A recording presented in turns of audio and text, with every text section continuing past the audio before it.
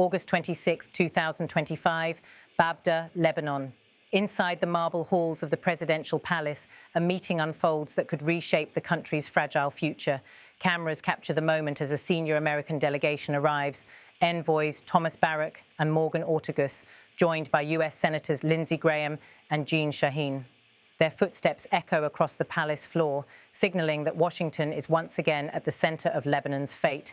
They are here to meet Lebanese President Joseph Aoun, a former army commander now tasked with navigating the nation through one of its most perilous chapters.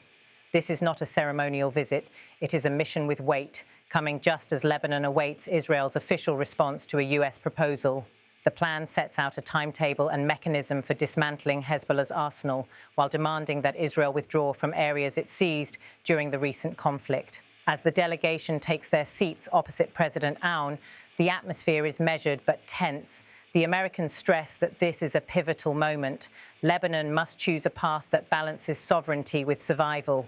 For Ortagus, the envoy well known in Washington circles, the task is to deliver both assurance and warning. Assurance that Lebanon will not stand alone, but warning that the international community will hold Beirut accountable for the choices it makes. Close by, Senator Lindsey leans forward. A familiar voice in Middle East policy, Graham underscores the stakes. Lebanon's stability matters not only to the region, but to America's broader security interests. Thomas Barrack, with decades of connections in the Arab world, lends credibility to Washington's overtures. Together, they emphasize that the US proposal is more than a negotiation tactic. It is an opportunity to end a cycle of conflict that has left Lebanon battered. The cameras focus on the faces around the table. Barrack appears firm, while Ortagus listens intently, her notes before her. Every expression matters. Lebanon's press corps knows these images will be scrutinized for signs of agreement or dissent. Graham's voice cuts through, pressing the urgency of action. President Aoun responds with quiet composure, aware that every word he utters carries political weight back home. In another frame, Aoun exchanges measured words with Ortagus. His face betrays both resolve and hesitation. For decades, Lebanon has lived with Hezbollah as both shield and shadow. To disarm the group would be to challenge one of the most entrenched forces in Lebanese society. Yet to keep its arsenal intact risks endless confrontation with Israel and continued isolation from Western allies.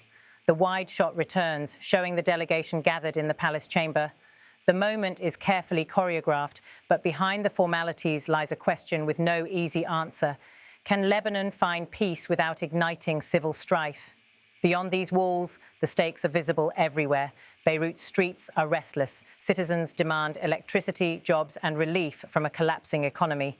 The US proposal, while aimed at disarmament and withdrawal, does little to address the bread-and-butter struggles of ordinary Lebanese. For them, foreign envoys and grand strategies often feel disconnected from daily survival. Yet Joseph Aoun knows this visit matters. Washington's bipartisan delegation sends a message.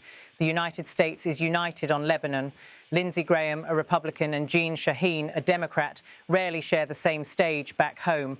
But here they present a single voice, urging Lebanon to take the risk of disarmament in exchange for sovereignty. Still, the proposal faces its greatest obstacle, not in Baabda nor in Washington, but in the southern suburbs of Beirut. Hezbollah, the powerful Shiite movement with deep roots in Lebanon's political system, has already vowed it will never surrender its weapons. To Hezbollah, the arsenal is not a bargaining chip, but an existential necessity against Israeli aggression. To Washington, those same weapons are the greatest barrier to peace. The timing adds another layer of urgency. Israel has yet to respond officially to the US blueprint.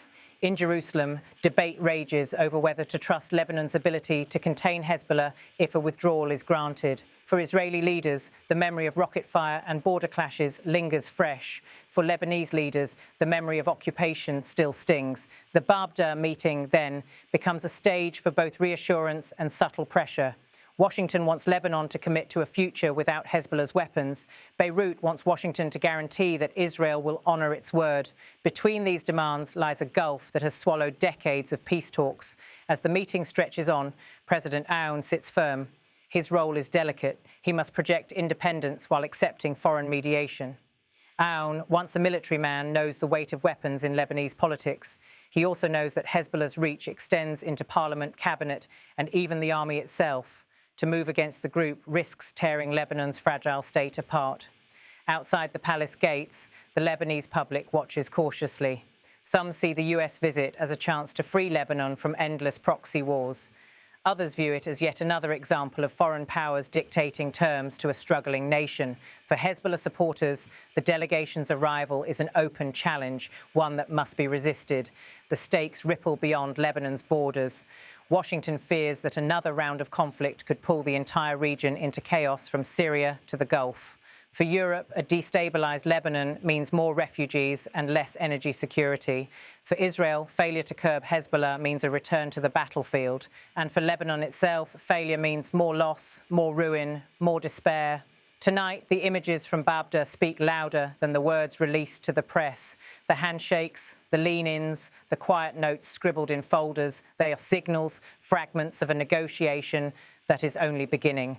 The cameras record history in fragments, but the outcome will be written in the days to come when Israel delivers its answer and Hezbollah makes its choice.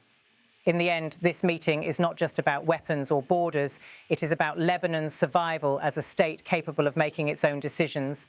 The US delegation departs with polite words and formal promises, but the real battle is yet to be fought in the parliament halls, in the southern villages, and in the tense silence between rockets and ceasefires. For now, Lebanon waits. Its president has listened, the Americans have spoken, and the future hangs on whether this proposal becomes a roadmap to peace or another line in the long history of wars without end.